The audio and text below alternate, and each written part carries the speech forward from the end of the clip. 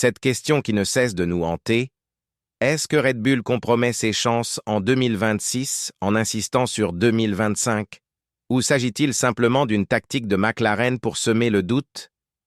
Alors que l'écurie de Woking a arrêté le développement de la monoplace actuelle et dirigé toute son attention vers les futures réglementations, Red Bull persiste avec des nouveautés, présentant des composants inédits, modifiant le plancher, changeant l'aileron avant, améliorant le système de refroidissement. Cette posture génère un malaise. Andrea Stella a lancé une déclaration qui a résonné dans le paddock. Peut-être que Red Bull accepte de compromettre 2026 parce qu'elle reconnaît déjà des difficultés dans ce projet. Helmut Marko, cependant, a riposté de manière catégorique. Sa réplique porte l'expérience, le fondement et une assurance qui peut représenter du génie ou de l'obstination. Analysons cette confrontation de perspectives et identifions où se trouve la vérité. Établissons le contexte. La Formule 1 s'oriente vers une transformation radicale des règles de 2026. Propulseur renouvelé, aérodynamique reformulée, concept automobile révolutionné. Cela force les équipes à affronter une décision cruciale. Jusqu'à quel moment vaut-il la peine d'investir dans la voiture actuelle? Parce que chaque moment consacré à la monoplace de 2025 représente du temps perdu dans le développement de 2026. Avec la limite budgétaire, les limitations de la soufflerie et les restrictions dans les simulations, cette impasse devient un piège. McLaren a défini sa stratégie. Elle a interrompu le développement de la voiture actuelle il y a longtemps. Elle a concentré ses ressources sur le projet futur. La logique est solide. Ils ont atteint un stade avec la MCL 39 où ils ont perçu que les gains seraient marginaux. Par conséquent, le choix était évident. Prioriser ce qui est à venir. Cependant, Red Bull a suivi un chemin différent. Elle a maintenu le rythme. Elle a introduit un plancher inédit à Monza. Elle a présenté un aileron avant reformulé à Singapour. Elle est arrivée au Mexique avec un autre plancher modifié, des ajustements sur la carrosserie, des améliorations du refroidissement, tout planifié pour extraire chaque centième possible de la RB21. Seul Max Verstappen a reçu les composants les plus récents. Yuki Tsunoda est resté avec la spécification antérieure. En d'autres termes, Red Bull dépense des ressources significatives, priorise le championnat présent, s'efforce de maintenir Max compétitif pour le titre. C'est à ce moment qu'Andrea Stella a décidé de faire son observation. Il a commenté que si McLaren tentait une stratégie similaire, le préjudice pour le projet de 2026 serait substantiel. Il a complété avec quelque chose qui a sonné presque comme une provocation. Peut-être que Red Bull est disposé à sacrifier une partie de 2026 parce qu'elle a déjà identifié d'autres complications dans ce développement. À ce point, Helmut Marko est entré dans la discussion. Sa réponse a été précise. Il a montré de l'amusement face à la suggestion. Littéralement, il a souri. Il a déclaré « C'était exactement la même situation en 2021 ». À cette époque, Toto Wolff montrait aussi de l'inquiétude, imaginant que Red Bull ne serait pas compétitive en 2022. Quel a été le résultat? Red Bull a maintenu le développement de la voiture de 2021 jusqu'à la fin, a disputé le titre jusqu'au dernier virage et est quand même arrivée en 2022 en dominant. Elle a conquis les 2 championnats. Marko a souligné « Cela fait partie de la philosophie de Red Bull ».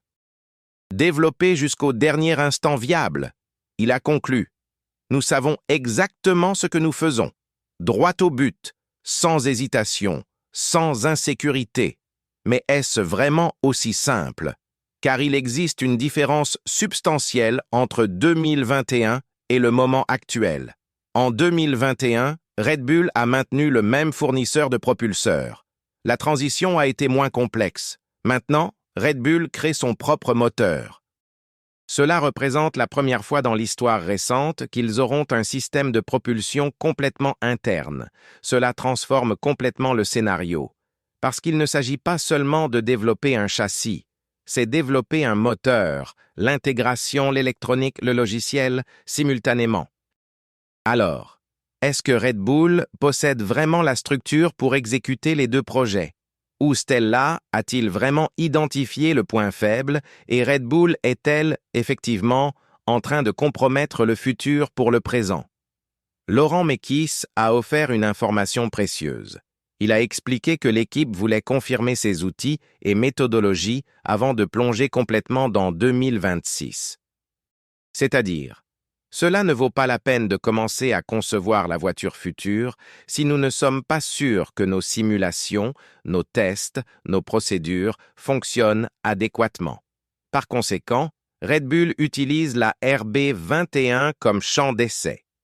Elle expérimente des concepts, confirme des données, vérifie que la direction est correcte. Cela a-t-il du sens? Certainement. Est-ce risqué? Également.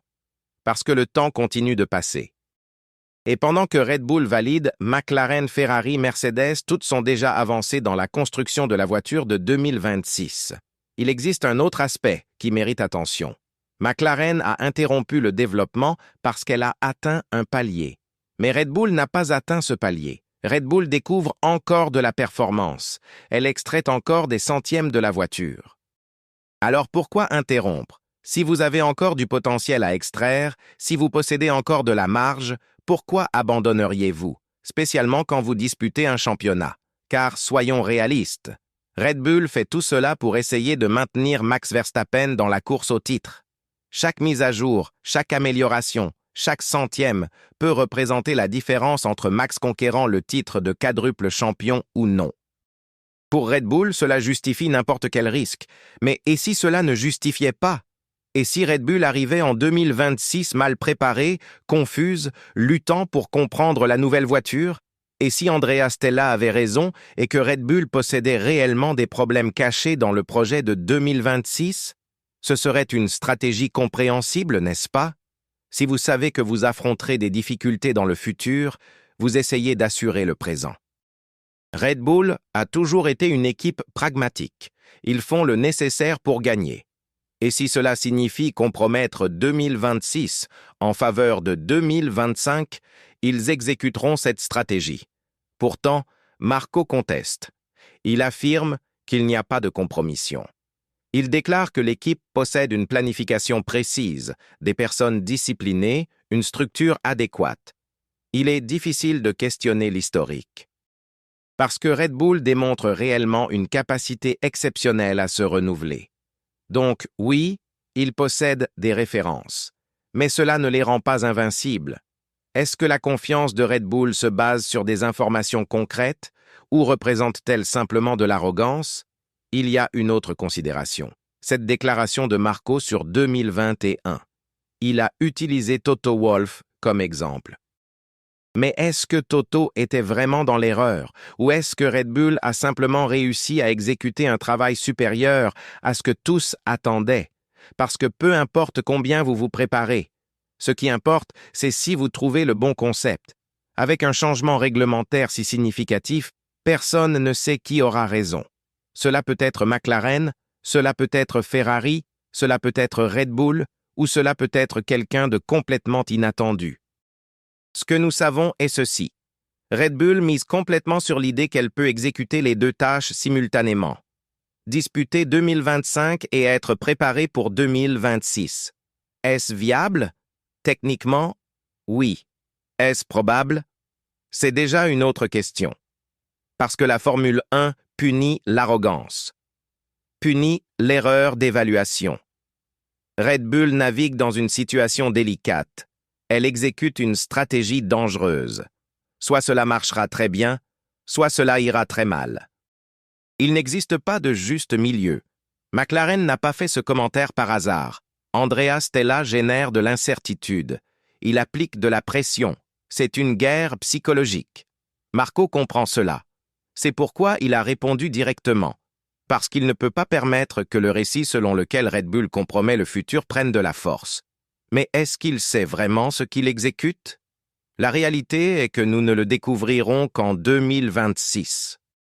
Quand les nouvelles voitures apparaîtront sur la piste, c'est là que nous saurons si Marco avait raison ou si Stella avait raison. Et vous, quelle est votre opinion? Red Bull procède-t-elle correctement? Peut-elle disputer 2025 et être préparée pour 2026? Ou Stella a-t-il raison? Partagez ci-dessous votre perspective. Si vous avez apprécié cette analyse, laissez un like, inscrivez-vous à la chaîne, activez les notifications. Quand 2026 arrivera, nous serons ici pour découvrir qui avait raison. À la prochaine.